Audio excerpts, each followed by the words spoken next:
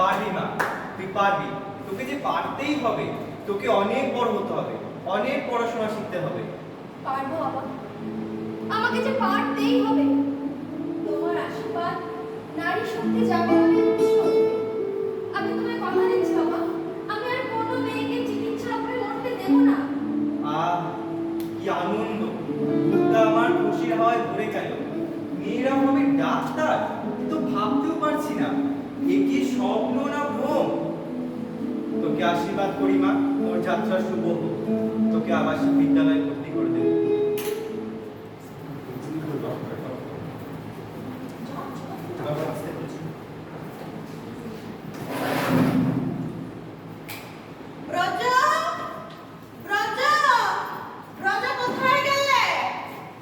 ও তুমি ভাইয়া, তাহলে কি কর, এসো বসো বসো, দাও চা বলে দিই। না, আর চা খেয়ে কাজ নেই। বলি ভায়া, তোমার কি কোনো অজ্ঞান নেই? ছ্যাঃ, লজ্জায় মাথা কাটা গেল। কেন, কি হলো আবার? কি হলো আবার? আদি খেতা। বলি ভায়া, তুমি কোন আক্কেলে দিদিকে আবাসিক বিদ্যালয়ে ভর্তি করলে? তুমি জানো না ওরা বিলিতি কায়দায় পড়াশোনা করায়। ওদের খাওয়ার টেবিলে কাঁটা চামচ ব্যবহার করা হয়।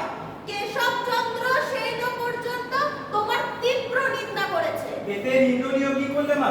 নিন্দনীয় নয়, আরে ওরা অঙ্ক বিজ্ঞান পড়ায়। বিজ্ঞান না শিখলে প্রকৃত জ্ঞান কিভাবে জন্মাবে? প্রকৃত জ্ঞান তোমাকে বোঝানো যাবে না। আরে সমাজে নিয়ম কানুন তো রয়েছে, তাকে প্রকৃত জ্ঞান ভাবো। বলি ভায়া, কথা শোনো, ও আবার দূর করে দাও। তুমিও বাঁচবে। কি কি বলতে চাইছো? আমার মেয়ে আপদ? আরে ভায়া, চটছো কেন? আমি ওভাবে বলিনি। আমি বলি ওকে ভালো ছেলে দেখে দিয়ে দাও। ছেলে পুলে ঘর সংসার নিয়ে সুখী হবে। আর সমাজে না, ও ডাক্তার হবে, মেয়ে ডাক্তার, মেয়েদের চিকিৎসা করবে। মেয়ে ডাক্তার? বলো কি ভায়া, তুমি যে হাসালে। মেয়েরাও আবার ডাক্তার হবে? তা বংশুরের দাঁত গজালে তাকে কি আর হাতি বলে? ভাবো ভাবো, মেয়েরাও ডাক্তার।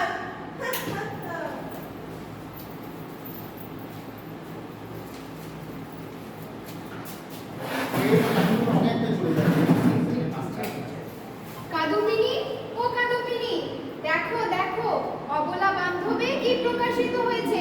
তুমি তুমি প্রথম মহিলা ডাক্তার, আর চিকিৎসা শাস্ত্রে তুমি খুব নাম করেছো।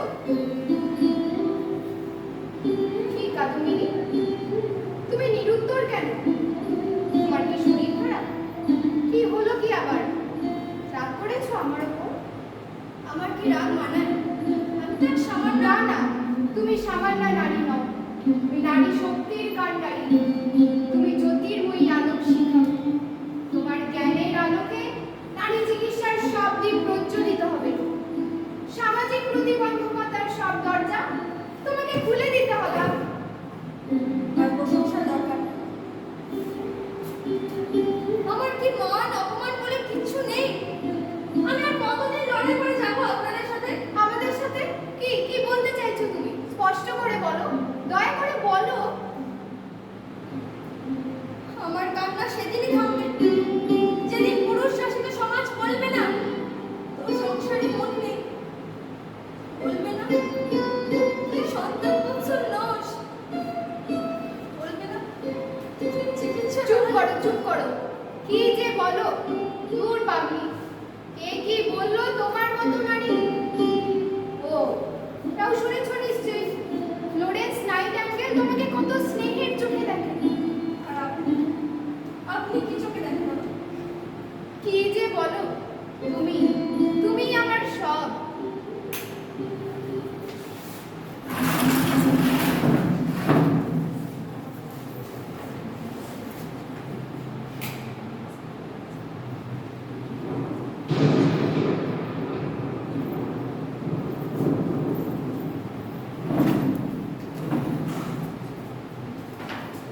বাইরে ঝড়টা মনে হয় থেমে গেল,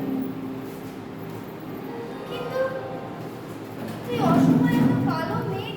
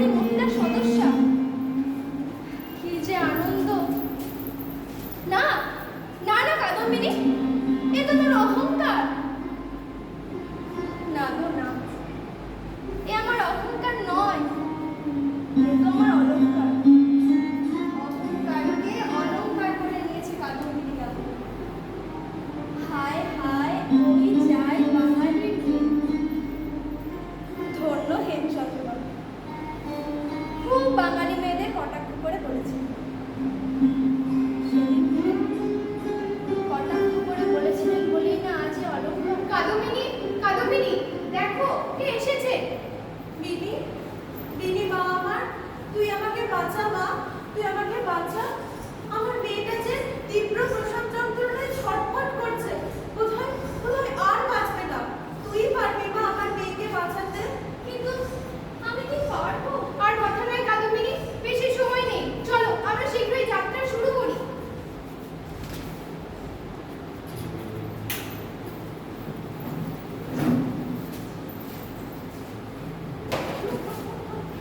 রাতে যা লাইট কে জ্বালাবে একটু বোঝ।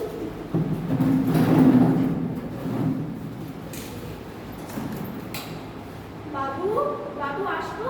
আসো আসো। তা এত মিষ্টি কিসে? সমাজপতি মশাই এসেছেন, উনি বাইরে দাঁড়িয়ে এ আছেন। মা, ছি ছি, তাকে আসতে বলো। আচ্ছা। আসুন আসুন। ভায়া, এই অধমকে তুমি ক্ষমা করো। আমি যে একটা পাপী, ধর্মান্ধ হয়ে আমি যে স্বচ্ছ চোখে তাকাতেই ভুলে গেছিলাম। সমগ্র নারী জাতির কাছে আমি ক্ষমা প্রার্থী। কেন? কি হলো আবার? আমায় খুলে বলো। যে কাদম্বিনীকে আমি কত অবজ্ঞা করেছি, কত হেয় করেছি, তার চিকিৎসায় আমার মেয়ে ও নাতনি প্রাণ ফিরে পেয়েছে। তারা মৃত্যুপুরী থেকে ফিরে এসেছে। বাহ, এ তো খুব আনন্দের খবর শোনালে ভাই। শুধু কি আনন্দের খবর? এ জাগৃতি শুধু আমাদের নয়, এ জাগৃতি সমগ্র ভারতবাসী। ভারতবর্ষের কোনো নারী বিনা চিকিৎসায় মারা যাবে না। ঘরে ঘরে কাদম্বিনী জন্মা। ও পেরেছে, হ্যাঁ ও পেরেছে সমাজের সব বাধা মুছে ও বিশ্ব জয় করবে। ও প্রমাণ করেছে যদি প্রচেষ্টা আন্তরিক হয়, কোনো প্রতিবন্ধকতা সাফল্যের অন্তরায় নয়। এখানে স্টপ করুন।